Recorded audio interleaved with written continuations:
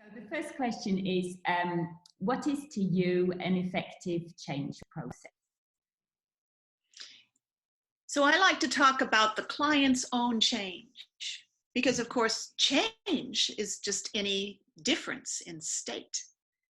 But when we work with clients, what we want for them is that they change in the direction of their own further life, that they are becoming more uniquely themselves.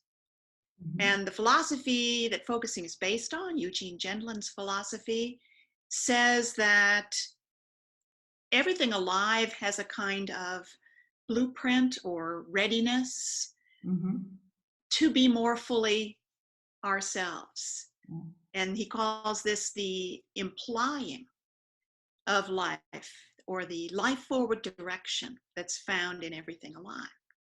So what we want when we create a healing change environment for people is that they live into themselves more fully. And often our clients have been constrained, limited by environments in which they survived by shutting down their own impulses and their own individuality. They needed to protect themselves in perhaps abusive or blaming, shaming situations by not showing some of their own emotions and their feelings and thoughts. And this became a kind of habit. It became what Gendlin calls being structure bound, where we are reacting to the present life out of categories that have already been set up in the past. So what we hope for our clients is that they become free of these limiting structures. And in that freedom, they live freshly.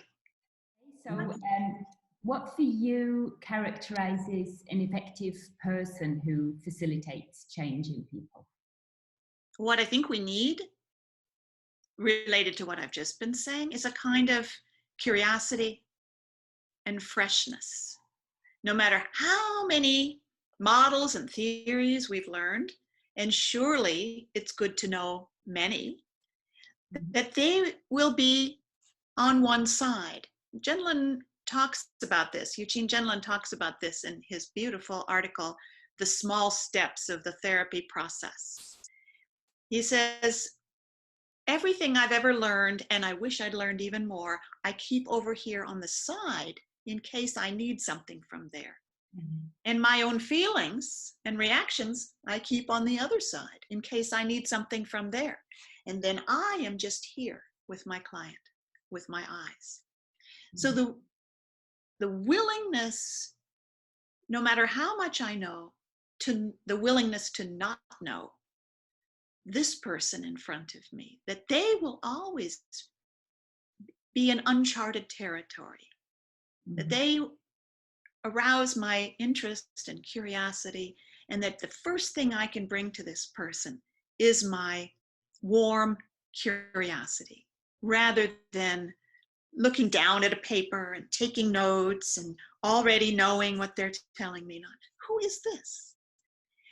And I say warm curiosity because another thing that's important for being the kind of person we want to be for our clients is an open heart, a willingness and openness to be touched by this person, to be moved by them, to feel our human connectedness for them, which helps to make a safe space for that person to emerge more fully. We're going to be encountering hard stories that people tell about their past. It's important to have some experience with that in yourself and with others so that you're touched by what people say, but not horrified, not re-traumatized. So we need a kind of base understanding that people do go through hard things. And what they need now is someone who can hear that without being,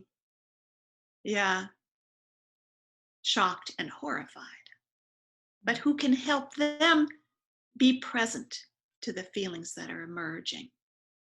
So our own willingness and our own having done some inner work so that we're not frightened by our clients, which also includes a kind of fundamental faith that no matter what this person has gone through, and no matter how bound up they are right now in the patterns that hold them back, there is life there. There is always the possibility of forward life occurring, even in very small steps. So we have curiosity, we have warmth, and we have a kind of fundamental faith in life process as being able to occur and move us forward. And perhaps those are the essential characteristics of an effective healing professional.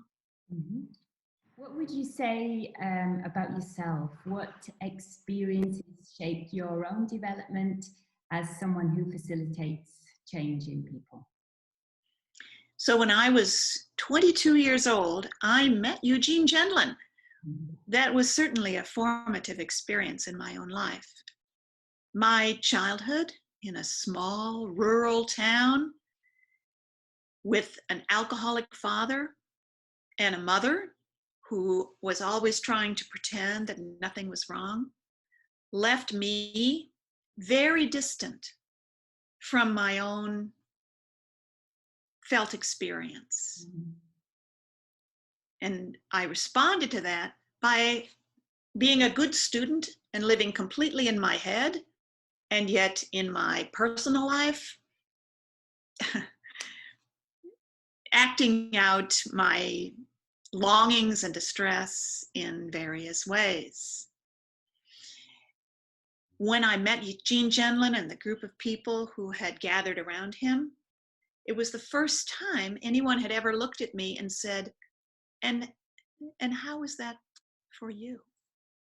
I mean, my parents loved me, but they didn't ever seem interested in me.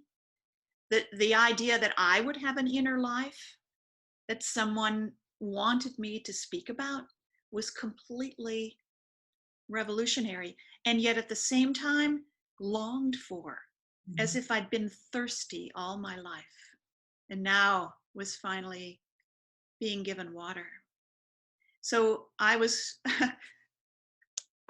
hooked. From then on, I became a focuser, a focusing partner, but I never thought I would become a focusing teacher, because in those days, we didn't know that focusing was going to be a worldwide movement. We thought it was just in our little neighborhood in the south side of Chicago.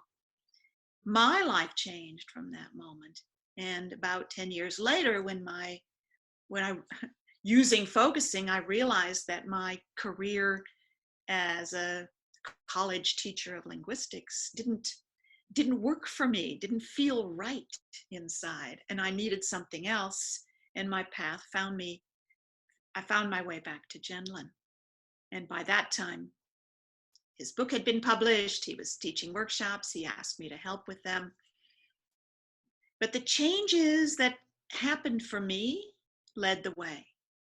And the essence of the focusing process, even outside of therapy, even as a self-help process, include the radical acceptance of however we feel and think, but without getting caught in those feelings. One of the things I love that Gendlin used to say is, you can sit next to your feelings. You don't have to go into them. And then he would say, if you want to know how the soup smells, don't stick your head in it. So the whole idea that I could become interested in what was emerging in me, what was alive, what I felt, and could explore it, was the greatest gift to my life I've ever had. And so naturally, I've wanted to help others do that too. Individuals and also clinicians, bringing it to their clients. Mhm.